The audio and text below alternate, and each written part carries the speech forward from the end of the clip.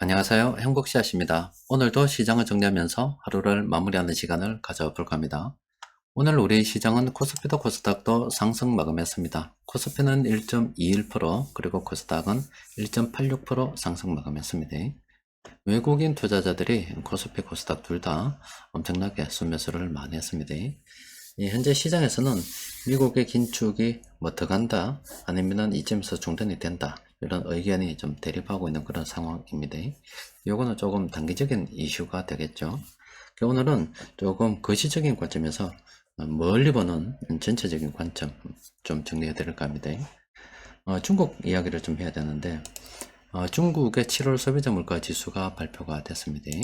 시장 예상보다 더 나빴습니다. 마이너스에 마이너스. 이거는 뭐 디플레이션 이런 이야기도 나오는데, 실제 정도면은 디플레이션이 맞다 이렇게 볼 수도 있겠죠. 또 그리고 중국의 수출액도 많이 줄었어요. 시장 예상치보다 더 많이 줄었습니다. 또 중국은 수입을 해서 물건을 만들어서 팔기 때문에 수출이 줄게 되면은 수입도 나빠질 수밖에 없겠죠. 중국 수입도 보면 시장 예상보다 훨씬 더 나쁩니다. 자, 중국은 지금 물가도 디플레이션 걱정할 만큼 좋지 않고 수입 수출이 지금 많이 줄어가지고 있어 경기 침체 이야기들 막 나오고 있는데, 지금 중국 이외의 다른 나라들은 물가 때문에 난립니다. 영국 같은 경우는 물가가 엄청 높죠. 물가가 워낙 걱정이 되니까 저 호주도 그렇고 캐나다도 그렇고 저 스웨덴도 그렇고 그렇죠. 다른 국가들 지금 기준금리를 올리고 있잖아요. 미국 같은 경우도 올리니 많이 지금 그런 이야기들이 왔다 갔다 하고 있는 그런 상태이고. 자, 그럼 가만히 한번 생각을 해보면, 지금 중국 같은 경우는 수입 수출이 줄고 물가가 낮아서 난리고, 다른 나라는 물가가 지금 높아가지고 난리고. 자, 여기서 뭔가 좀 생각해 볼 문제가 있겠지요. 바로 공급에 대한 문제인데, 공급에 대한 문제, 또 수요에 대한 문제도 될 거고요. 또 다른 말로 하면은 여러분들 탈중국 이야기 많이 들어보셨죠? 탈중국의 어떤 경제적인 모습을 여러분들이 현재 목격을 하고 있다, 이렇게 보셔도 됩니다. 자, 그러면 지금 말씀드리는 게 뭐냐면 이런 겁니다. 어떤 나라가 못 살다가 잘 살게 되면, 그러니까 못 사는 사람들이 많은 국가들이 경제 개발이 쭉 일어나게 되면 그 나라는 돈이 많이 유입이 됩니다. 또 돈의 유통 속도가 빨라져 가지고 엄청 잘 살아요. 우리도 그런 시절이 있었죠. 1960년대, 70년대, 80년대 이런 식으로 해서 국민들이 못 살다가 자꾸 이제 인구도 많고 잘 살게 되다 보니까 돈이 자꾸 늘어나서 경제가 발전이 되던 시절이 있었습니다. 그거는 한 나라에 국한된 이야기고, 전 세계적으로 볼 때, 못 살던 국민들이 잘 살게 된 사례들이 좀 있어요. 동독하고 서독하고 이렇게 갈라져 있다가, 공산 애들은 못 삽니다. 못 살 수밖에 없어요. 잘 사는 사람들을 갖다가 탄압을 하고, 잘 살려고 하는 의지를 갖다가 꺾어버리고, 국민 전체보다는 소수 권력자들을 위한 그런 게임을 많이 하기 때문에, 공산권 사회주의 색채가 강한 국가들은 못 살 수밖에 없습니다. 또 대다수의 국민들이 무식해질 수밖에 없고요. 그런 쪽으로 있다가 그냥 못 살던 국가가 통일이 돼가지고 이런 식으로 이제 동독 국민들이 막 튀어나오다 보니까 그게 독일 부흥의 또 하나의 또 발판이 됐죠. 또 그리고 소련하고 러시아, 소련이 붙게 되면서 러시아의 많은 국민들이, 또 그리고 공산권 연방에 있던 많은 국가들이 이제 독립을 하면서 밖으로 튀어나와가지고 서구권에서 이제 경제 활동을 하게 됐죠. 그게 엄청 났었고, 또 중국이 그동안 공산권 국가로 있다가 많은 사람들이 튀어나와서 이제 잘 살게 됐잖아요. 이거는 이제 전 세계 지구적으로 영향을 많이 미쳤던 사건들입니다. 저런 사람들 워낙, 특히 중국 같은 경우는 인구가 많기 때문에 세계에 미친 영향이 지대지요. 그래서 사람들이 저렇게 잘 살게 됐어요. 그런데 그동안 이제 중국이 못 사니까 선진국에 비해서 임금 수준도 낮고 해서 세계 공장 역할을 중국이 했습니다. 그러면 중국에서 싸게 물건을 만들어서 선진국으로 물건들이 배달이 됐습니다. 선진국 자국에서 만드는 것보다 중국에서 만드는 게 훨씬 더 유리하기 때문에, 그러니까 이제 오랜 기간 전 세계가 이 중국의 공장 역할 이 덕분에 또 소비는 다른 곳에 있어 일어나고, 그렇게 전 세계가 혜택을 받았다 이렇게 볼 수가 있겠죠. 그런데 중국이 탈중국, 그러니까 패권, 미국의 패권에 도전함으로 인해서 또 중국이 미국한테만 달라드는 게 아니라 중국 놈들이 좀 못된 습성이 있어가지고 지보다 좀 못한다 그러면은 막 깔아뭉개고 협박하고 그런 것들이 있어요. 그래서 자원을 무기 삼아 아니면 중국 소비 시장을 무기 삼아서 한 나라의 경제를 갖다가 핍박시켜 완전히 박살내 버리니까 이 새끼들 이거 안 되겠다 해서 미국만 그런 게 다른 국가들도 느꼈기 때문에 탈중국 해야 되겠다 이런 걸 느끼게 되는 거예요. 탈중국 현상이 이야기들이 자꾸 나오고 그게 지금 현재 여러분들이 보고 있는 경제적인 이야기인데 그냥 가만히 생각해 보면 그동안 중국에서 세계 각국으로 공정 역할을 했기 때문에 중국은 일단 일자리도 많았지요. 또 그리고 중국 수입 수출 많이 늘어났죠. 중국 경기는 잘 들어갔고 중국에는 돈이 넘쳐났습니다. 또 그리고 전 세계 물가는 안정적으로 관리가 될 수가 있었습니다. 그런데 탈중국 하면서 좀 비싸더라도 우리나라에서 만들자 아니면 좀 비싸더라도 우방 국가에서 만들자 중국 이외의 대안을 찾자 이러면서 뭐 주위에 인근 베트남이나 뭐 인도나 인도네시아나 이쪽으로 공장들이 옮겨가고 또 아니면 자국에서 만드는 거 그렇게 되잖아요. 그렇게 되다 보니까 수요와 공급에 문제가 생긴 거예요. 그러니까 중국은 그동안 좋았는데 이제 수입도 다른 국가에서 예전만큼 해가지 않으니 문제가 생기고 수출도 문제가 생기고 돈이 잘 돌지 않으니까 이번처럼 소비자 물가 지수도 문제가 되는 거고 그러니까 중국은 경제가 지금 좋지 않은 거예요. 그럼 다른 나라들은 왜 물가가 높냐? 영국만 해도 물론 브렉시트 영향도 있죠. 그러니까 영국 하나만의 문제는 아니잖아요. 지금 다른 국가도 다 마찬가지인데 물가가 높아요. 그거는 그동안 중국에서 싸게 물건을 갖다가 공급받아서 잘 사용했었는데 이제 공급에 문제가 생겨버리니까 물가가 높아지는 거야. 다른 국가들은 높아지는 거야. 중국은 기준에 비해서 낮아지고 다른 데는 높아져요. 그동안 잘 균형을 이루고 왔었는데 이제 탈중국의 현상들이 지금 물가 여러분들이 오늘 아니면 최근에 보고 계시는 뭐 중국의 경기 침체가 어떻니 중국의 물가가 어떻니 수출이 어떻니 아니면 영국의 물가가 어떻니 뭐 미국의 물가가 어떻니 이런 이야기들이 지금 우리가 글로만 듣던 말로만 듣던 그런 탈중국이라는 현상이 경제적으로 지금 어떤 영향을 미치고 있다 이거 우리가 알아보는 거예요. 그러면은 지금 탈중국을 통해서 다변화시키고 있죠. 뭐 수입, 수출 다 다변화시키고 있습니다. 중국 이외의 대안을 지금 찾으려고 하고 있는데 그 영원히 찾다가 말겠네 이 말이에요. 그렇지 않죠. 이미 베트남은 탈중국 현상, 뭐 수혜를 보고 있잖아요. 그럼 탈중국의 수혜를 보는 그런 쪽으로 비싼 거는 전략적으로 비싸더라도 자국에서 생산해야 되는 반도체나 아니면 우방국에서 생산해야 되는 그런 물건들 제외하고서 싼 노동력이 필요한 것들은 이제 중국에서 벗어난다 이 말입니다. 그러면 어느 순간에 지금 이게 균형점을 다시 찾을 때가 있겠죠. 균형. 그러면은 중국도 중국 나름대로 지금 러시아도 시장이 있는 거고 또 중국의 우방국들도 있어요. 중국은 예전보다 경제 규모는 줄어들 겁니다. 그래서 중국은 중국 나름대로의 균형점을 찾을 거고 세계는 또 전 세계적으로 볼 때는 전 세계적으로 균형점을 찾게 되어 있습니다. 그러면은 지금 이제 중국의 저물가 아니면 다른 나라의 고물가 현상들도 점점 이렇게 균형을 딱 맞춰가겠죠. 그래서 그동안 뭐 중국이 세계 공장 역할을 하면서 전 세계에 싸게 물건을 공급했었는데 그게 균열이 생기면서 일어나는 여러 가지 탈중국의 현상들을 우리가 목격을 하고 있다 이렇게 보시면 되고 그게 지금 진행 중이다 이렇게 보시면 되고 서서히 그게 뭐 시점은 알 수 없습니다만은 자꾸 빨리 대안을 찾아가겠죠. 그러면은 이제 조금 우리가 우려하고 있는 물가 문제 여러 가지 문제들이 다 균형점을 맞추게 될 겁니다. 또 그리고 그렇게 어느 정도 딱 균형점을 찾게 되면은 이제 중국 이외의 다른 어떤 국가들 막 성장을 해 나가겠죠. 그러면은 예전에 중국이 했던 역할만큼은 안 되겠지만은 그래도 인도도 시장도 굉장하고 또 뭐 동남아 뭐 베트남이나 인도네시아나 말레이시아나 많잖아요. 그런 국가들 다시 한번 더 부흥을 하기 시작하게 되면은 또 다른 이제 경제 부흥을 더 맞이할 수가 있습니다. 전 세계가 지금 어떤 과정을 겪고 있다. 거시적으로 쭉 설명을 해드렸고 현재 우리가 목격하고 있는 게 바로 탈중국의 뭐 다른 현상, 탈중국이 경제적으로 우리가 체감할 수 있는, 지표로 체감할 수 있는 그런 현상들이다, 이렇게 보시면 됩니다. 그러니까 나아가는 방향은 지금 당장은 수요 공급 문제 발생해서 서방 국가들은 고물가, 중국은 저물가, 수출도, 우리도 지금 당장 중국하고 거래 규모가 크기 때문에 문제가 되지만은 대안을 찾고 있잖아요. 그렇죠? 그러면은 이제 어느 정도 균형점 찾고 또 새로운 길을 모색하게 될 겁니다.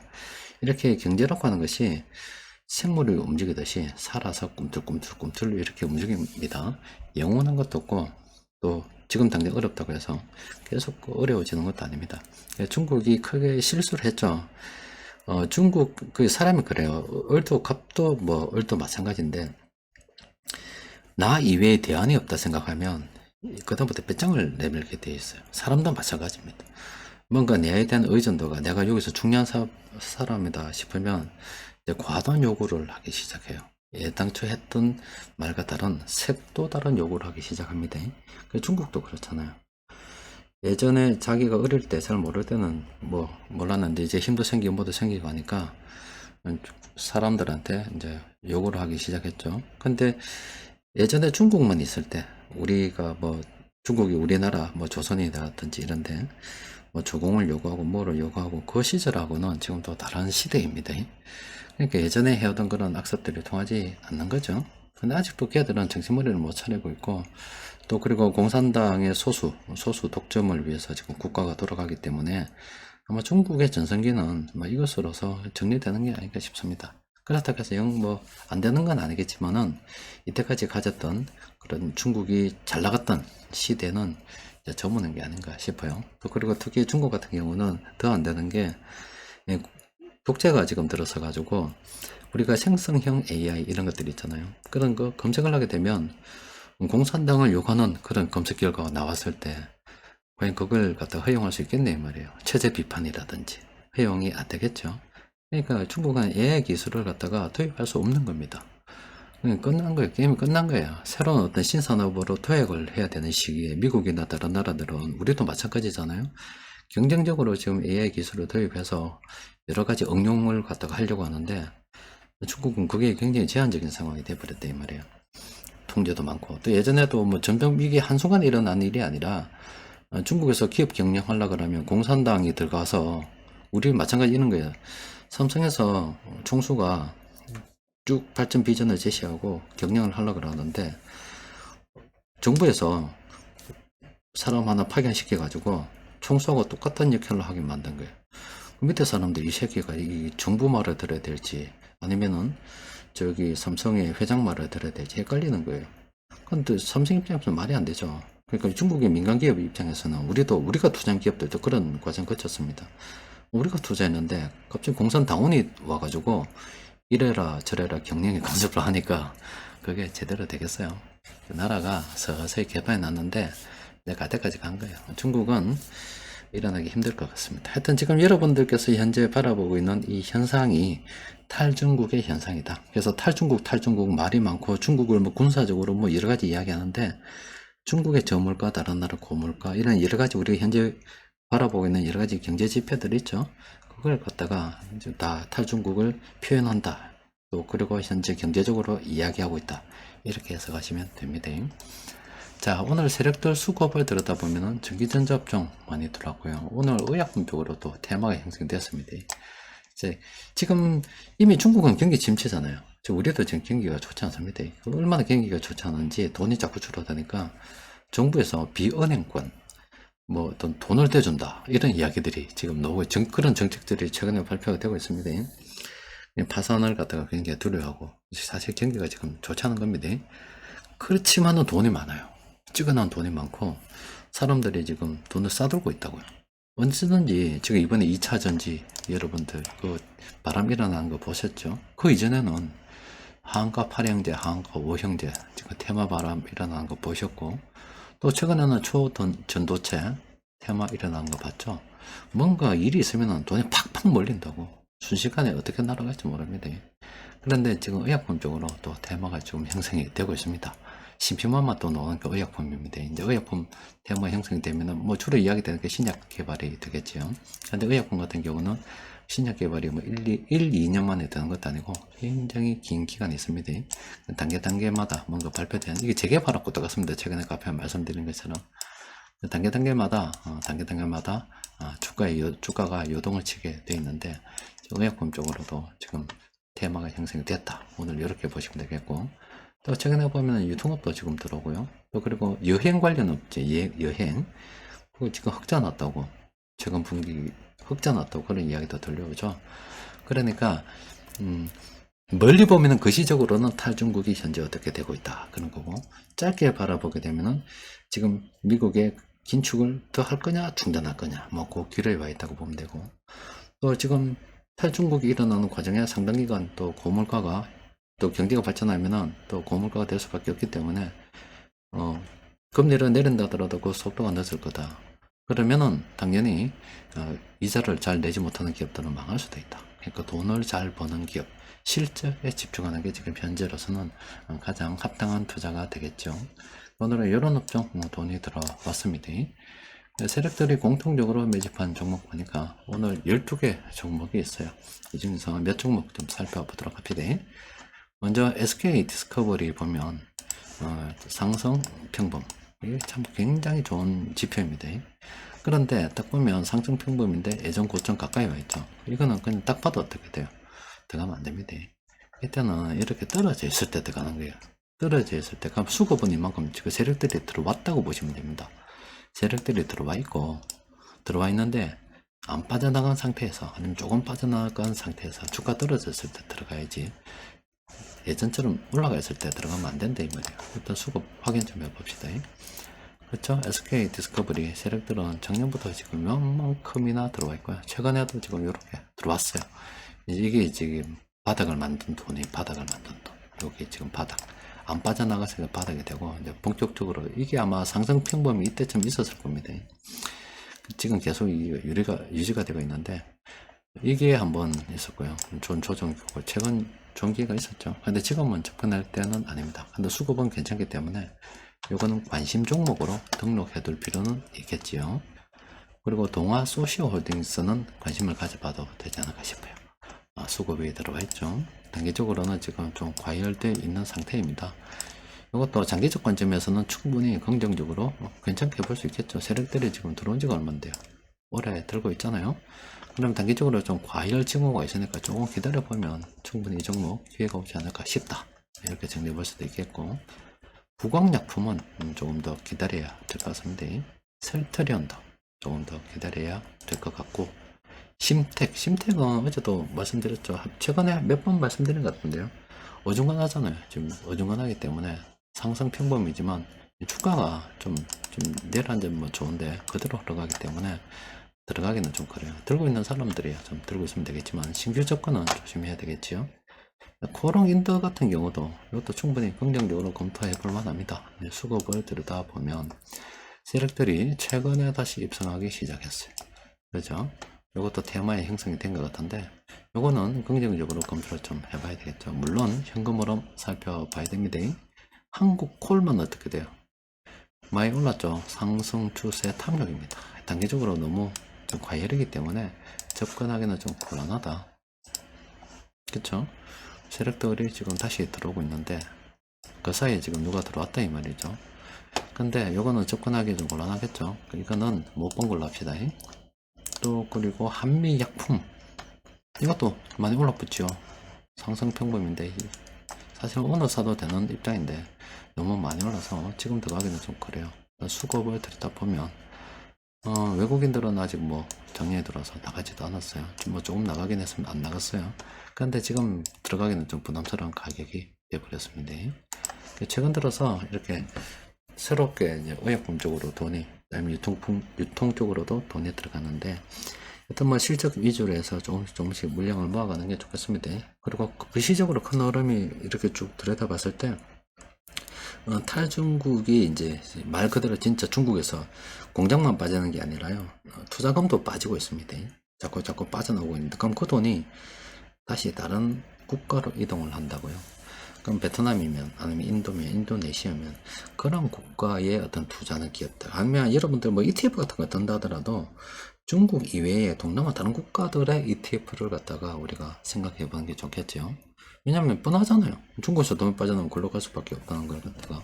그 우리도 뭐 기업들 좀 더 깊이 연구한다 그러면은 수급이 들어오는 기업들 중에서 저쪽에 베트남이나 뭐 인도나 뭐 인도네시아나 이런 쪽으로 새로 공장을 짓거나 아니면 그쪽에 생산 기반을 아니면 판매 기반을 갖다 다지고 있는 그런 기업들 우리가 관심을 가지는 게 좋겠죠. 그래서 우리가 그 뉴스상으로 보던 뭐 탈중국이 어떻니 멋이 어떻니 멋이 어떻니 그럼 그걸 갖다가 자꾸 정치적으로 막 이렇게 이야기하는 게 아니라 우리는 주식 투자하는 사람들이기 때문에 그런 밖에서 이야기하는 전 세계의 어떤 흐름입니다. 그런 것들이 경제 지표로는 어떻게 일어나고 있구나.